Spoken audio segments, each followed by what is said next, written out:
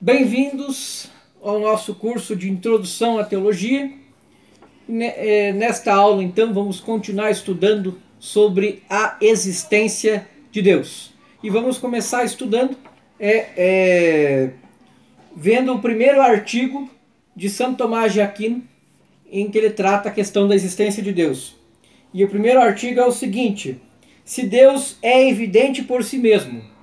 Pois bem, foi visto no primeiro artigo que Deus não é evidente por si, mas há duas maneiras de algo ser evidente: ser evidente por si e para nós, ou ser evidente em si, mas não para nós.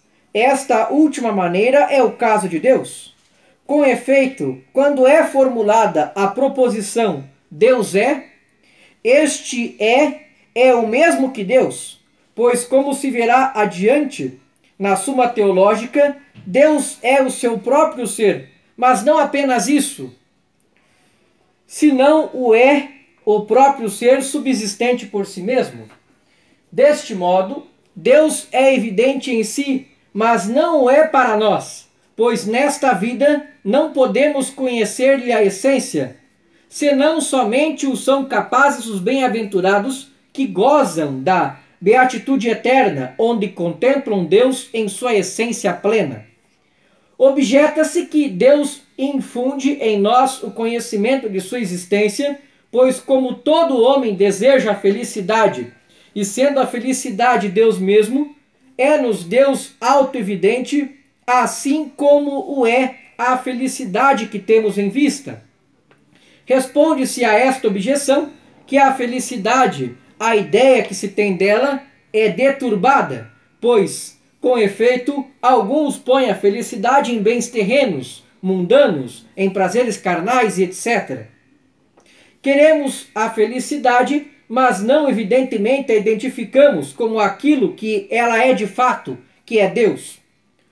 Outra objeção feita é o famoso argumento de Santo Anselmo, mal nomeado por Kant como argumento ontológico. Deus é aquilo que de maior se pode pensar. Nada de maior se pode pensar. Ora, aquilo que de maior se pode pensar, se há na mente e há na realidade, é insuperavelmente maior. Logo, Deus existe na realidade. Respondeu-se a isto que, ainda que se considerasse na mente Deus como aquilo que de maior se pode pensar, não necessariamente assim o seria na realidade. Ou seja, aceita-se que algo pode ser concebido na mente como maximamente superior, conquanto não exista na realidade.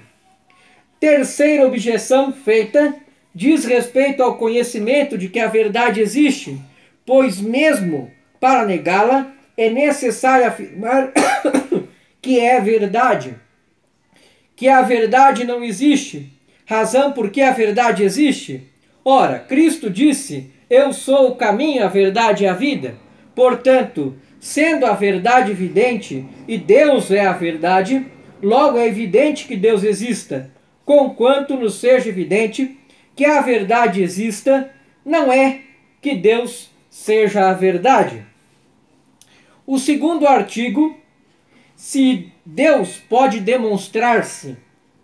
Foi visto que há duas maneiras de demonstrar algo: por demonstração propter quid, que vai da causa ao efeito, e sempre havendo um termo médio, quod quid est, aquilo que a coisa é, ou seja, a sua essência. Quando não há o quod quid est, ou seja, a sua essência, é necessário a partir do que nos é conhecido, ou seja, do efeito à causa. E a isto nós chamamos demonstração quia. A demonstração propter quid é a mais propriamente científica, pois nos dá a essência da coisa, conquanto que a demonstração quia cumpra o seu dever de nos revelar a causa do efeito, não nos é dada a sua essência. Deste modo, pela criação, nós sabemos que há um Criador, ou seja, Sabemos que Deus existe, que Deus é, mas não sabemos a sua essência. No terceiro artigo, se Deus é, então vai ser exposta as 5 vias tomistas de demonstração quia de que Deus é, de que Deus existe. É exatamente isso, então, que vamos ver na nossa próxima aula. As 5 provas da existência de Deus em Santo Tomás de Aquino. Muito obrigado pela sua atenção e até nossa próxima aula.